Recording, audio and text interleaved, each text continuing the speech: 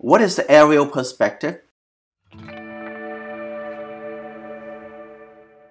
One-point perspective, which is there's only one parallel system. Two-point perspective, when we see both sides of a building, that you will see that, and both sides, they're going away toward two different vanishing points. Two vanishing points, they have something in common. That is, they both on the same eye line.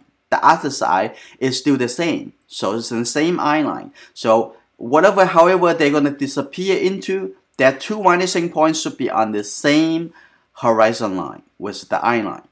If there are multiple points, that the multiple points also relate to the eye line. There is another, it's called aerial perspective. What is the aerial perspective?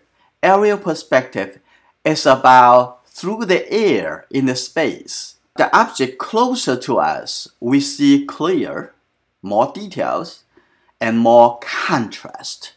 That's very important. And also brighter color.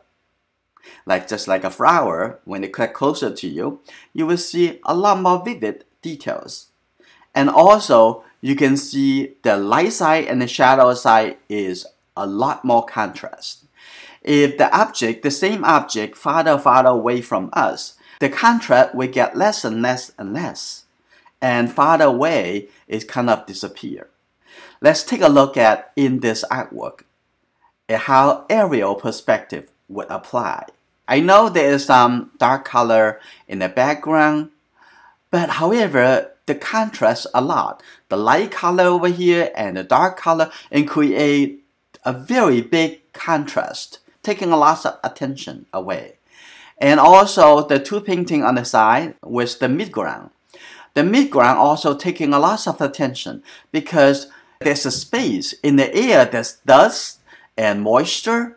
So it would make the color look a little bit lighter compared to if the same object right over here, you will see more of the contrast.